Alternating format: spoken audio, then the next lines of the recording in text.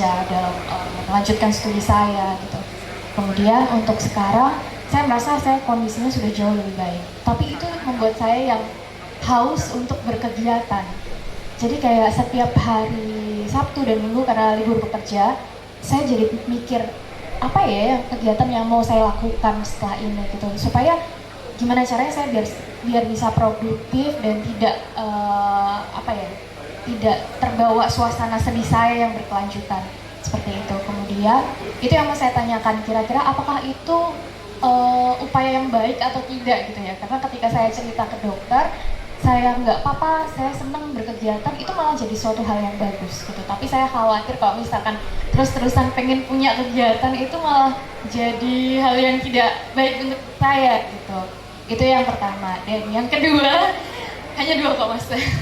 Yang kedua, karena saya anxiety, jadi kayak setiap terbiasa karena kejadian traumatis sebelumnya itu membuat saya sadar bahwa hidup itu selalu penuh ketidakpastian pastinya. Kemudian pasti akan ada kejadian-kejadian yang tidak menyenangkan setelah ini gitu. Jadi malah membuat pikiran saya tuh ketika saya nggak ada masalah itu malah bikin saya bingung. Apalagi ya setelah ini masalahnya gitu. Apalagi ya kejadian yang tidak menyenangkan yang akan saya lalui setelah ini. Itu yang ingin saya tanyakan, gimana caranya ada di kondisi netral. Karena yang seperti Mas Haji bilang, ketika kita mengatakan dalam kondisi netral, itu tuh artinya kita tidak dalam kondisi itu gitu. Ketika saya bermeditasi, saya mengatakan saya bermeditasi, saya sebenarnya sedang tidak mindful di situ gitu. Kira-kira kalau dari Mas Haji sendiri seperti apa? Terima kasih. Oke, sebatas saya memahami apa yang disampaikan Rana ya, karena begitu kompleks, soalnya datanya juga barangkali tidak terlalu lengkap, perlu ada penelusuran lebih lanjut. Tapi satu,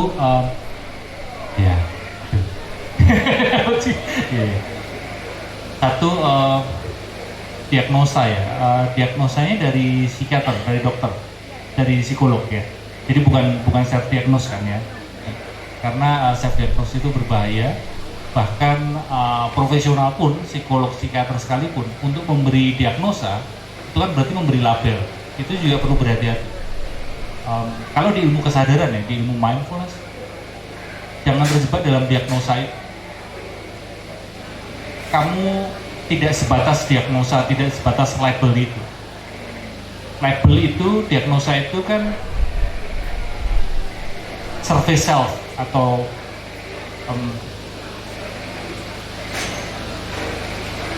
self image, citra diri. Jadi diri yang diciptakan oleh thinking mind, diri yang diciptakan oleh pikiran, itu survey self, termasuk label itu. Sedangkan setiap diri kita ini kan sebenarnya ada sisi deeper self, self yang lebih mendalam. Sehingga justru kalau di ilmu kesadaran, kita termasuk kamu, saya juga terus berlatih terkoneksi dengan deeper self, dengan kesadaran, supaya tidak terus aku adalah orang yang tadi mungkin aku adalah orang yang depresi, aku adalah orang yang broken home, aku adalah orang yang fatherless, aku adalah orang yang trauma, pernah mengalami trauma. Karena label-label itu akan menjebak dirimu di situ aja. Misal di konteks yang lain, aku zodiaknya Sagittarius kok, ya memang orangnya begini. Aku wetonku ini kok rebupon kok, ya aku memang orangnya begini. Kan terjebak lagi di satu label-label. Sehingga barangkali pertanyaan pertama lebih ke situ ya. Pertanyaan pertama tadi lebih ke escaping dari kondisi perasaan itu, sehingga kamu menyibukkan diri terus. Ya, banyak orang seringkali escaping. Escapingnya kalau kamu mungkin dengan terlalu rajin ngerjain segala sesuatunya. Ada juga yang escapingnya lewat sosial media, escaping dengan drama Korea, escaping dengan nonton film, escaping dengan apapun. Kalau kita lihat, banyak manusia rajin sekali escaping, melarikan diri dari siapa? Dari dirinya sendiri. Ada yang escapingnya dengan cara ekspresif, maksudnya dengan melakukan hal-hal itu. Ada juga yang escapingnya dengan menekan, memendam perasaan itu. Dan itu akan menimbulkan masalah baru ketika escaping. Maka justru disarankan adalah pelan-pelan, karena kamu sudah ada pemeriksaan seperti itu. Memang pelan-pelan kalau di ilmu kesadaran ya, nggak tahu di pendekatan yang lain. Mungkin di pendekatan yang lain tentu sarannya akan berbeda. Tapi di pendekatan kesadaran, pendekatan mindfulness, pelan-pelan, ketika ada waktu kamu bukan menyibukkan diri, tapi justru pelan-pelan kamu perlu peka juga dengan dirimu sendiri. Maksudnya kamu perlu cek mampu atau tidaknya. Kamu perlu mungkin beberapa saat, 1 menit kamu coba temui perasaan yang muncul itu, pikiran perasaan muncul itu perlu ditemui. Latih dirimu untuk menemui diri sendiri. Itu skill yang sangat penting teman sekarang. Latih dirimu untuk merasa bosan. Karena sedikit bosan langsung melakukan yang bikin gak bosan. Pemulihanmu, healingmu ada di saat kamu menemui dirimu sendiri. Ketika kamu menemui pikiran dan perasaan itu, ketika kamu menemui rasa bosan itu, kamu bisa stay dengan rasa bosan itu, kamu bisa stay dengan dirimu sendiri. Itu ya skill yang perlu kita terus latih sekarang ini. Karena sekarang ini kan banyak channel, banyak saluran yang bisa kita gunakan buat escaping. Dan sangat mudah sekali kita escaping. Beda dengan dulu, perlu ada effort lebih. Tapi sekarang ini dengan mudah sekali gitu. Maka justru antitesanya, kita perlu latih keterampilan untuk menemui rasa bosan, menemui diri sendiri, dan nyaman dengan diri sendiri. Sudahkah kamu nyaman dengan dirimu sendiri? Saya selalu sedih, muncul emosi sedih setiap kali ada berita di Jogja ada kejadian bunuh diri. Dan semakin banyak kejadian bunuh diri di negara kita, bahkan di dunia. Ini menjadi concern kita bersama.